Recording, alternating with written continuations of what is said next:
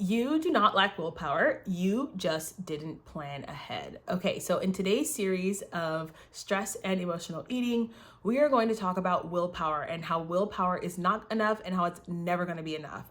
But what you can do is optimize your willpower for the long haul so that you can actually manage your stress and emotional eating. So let's talk about it. Number one, you guys have already done it. You've already said, okay, I'm gonna be so good today. I'm gonna be so good tomorrow. I'm gonna do this. I'm gonna do that. I'm gonna do this. I'm gonna plan this. I'm gonna eat this. I'm gonna eat that. And then 5 o'clock rolls around and you're like, I do not have the energy. And today's stressful. And so screw it. I'm just going to have my McDonald's and I'm just gonna have, my pizza and ice cream and donuts because I just simply can't handle it. So what happened? Number one, you ran out of willpower. Everyone has a set amount of willpower. And when it comes to stress and emotional eating, one of the things that we have to do is we have to plan ahead. What does that look like? So what I like for my clients who struggle with stress eating is that I like for them to backload their willpower. What does this mean? This means that I need their willpower to be strongest when they get home from work. Why? Because most people, when they get home from work is when they decide to have drinks, to eat excessively, and to veg out. It's not in the morning. It's not before work. It's not. So what do? I tell my clients, hey, I need you to make your breakfast and lunch no thought. So find something that you really, really like, prepare it the same way for breakfast and lunch, something healthy, so that you don't have to think about your meals for breakfast and lunch. And that way, when you get to dinner time, your willpower is still fighting strong. What most people do is they wake up and they go, what am I going to eat today? What am I going to wear today? What am I going to do today? And I'm like, whoa, you have decision fatigue. When you have decision fatigue, it is very difficult for you to make the right decisions later on in the day. When I was a teacher, I wore black pants and a different blouse. When I was an athletic director, I wore black leggings, cute tennis shoes, and a school top every single day. I have 5 school tops. I made sure I wore them. I did not want to think. If I have to think, by the end of the day, I'm too exhausted. So we have to eliminate decision fatigue at the beginning of the day so that at night you have more willpower. You still have some willpower left. You have to plan ahead this way. So find a breakfast and a lunch that you can make no brainer, that you don't have to think about. You're like, I already know what I'm having for breakfast and lunch. So dinner time comes around, I can actually use my willpower to make a healthy meal. I can actually use that. But if you're thinking about your lunch and thinking about your breakfast and then thinking about what clothes you have to wear, and then you're going to work and you're thinking all day, you are going to run out of the executive functioning skills for the day. This is a fact. So you have to allow yourself some sort of cocoon in the morning where you don't have to think. This is my favorite thing to do. I have the same thing for breakfast for like a month straight. And then when dinner time comes around, I can think about what I actually want for dinner, what my husband wants for dinner, and I can make it and think about the healthy aspects of it. The other thing you need to do is you need to have snacks planned ahead. So notice how this is all about pre-planning. A lot of people run out of willpower because they're fighting with their mind about what they're going to snack on. Should I have it? Should I not? Should I have it? Should I not?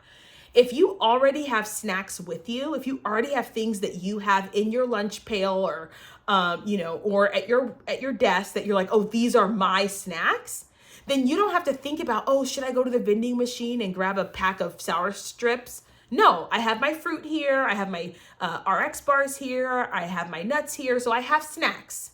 So I can just use these snacks instead of spending my brain energy thinking about, ooh, what should I eat in the vending machine? No, plan ahead.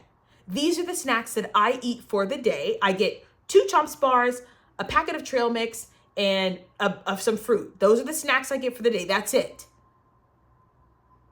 And then I go home and I make a dinner that I really, really enjoy. So I'm eliminating the need to make decisions. I'm eliminating the thought. The other thing that I work with my clients on is reframing certain foods. Now I know this is going to be controversial because the holistic, not the holistic, but the girlies who are like, every food is great. I'm like, okay, can I just be for real? Burger King is dog food. Okay? When I'm out on a road trip, I'll feed my dog Burger King. Burger King is dog food. McDonald's is dog food. Jack in the Box is dog food. Taco Bell for sure is dog food. So if I wouldn't eat that kibble that's in my living room right now, why would I eat dog food? When I'm hungry, I don't even think, oh my gosh, that kibble sounds so good. I'm gonna need you to reframe how you think about some of these foods. They are dog food. That's not for you. People can say whatever they want. And I'll tell you guys what, because I know this sounds really extreme right now, but I have a little infographic that I send to my clients about what you can eat if you're going to eat fast food, right? What you should go out and eat. So I'm not someone who's like, you're a bad person because you eat McDonald's. I'm just telling you that the way that I deal with this is that is dog food to me. Now, I will go to In-N-Out. I will go to The Habit. I will go to Starbucks. I will go to, I'm just trying to think of another place, whatever. I'll go to a pizza place, but I'm not eating fast food. To me, that's dog food. It's equivalent to kibble. So that is how I eliminate even the desire for that food. Number one, we have so many studies on the fact that it is in fact terrible for you. It is in fact trash food. But also, I have to train my brain out of desiring those kinds of foods. When I learned that McDonald's was designed literally for you to keep eating the French fries over and over again, I was disgusted. I was like, oh, you got me. Oh, you guys got me. You got me on that train. When I learned that Lay's chips were designed for you to keep eating them, I was upset. I was like, I got duped. I was duped into eating this hot garbage. I was angry. I was like, oh, you're not going to get me. And hot Cheetos, same thing. You're not going to get me. Takis, you're not going to get me. So you have to learn these things about food and understand the way these companies are creating these foods is for you to not have willpower. So when you eliminate some of these foods, you automatically level up your willpower, because you have to fight your willpower every time you go, I'm going to have a serving of Lay's. Girl, no, you're not. Because it's designed for you not to have a serving. It's designed for you to have the whole bag. Pringles, they're designed for you to have the whole sleeve.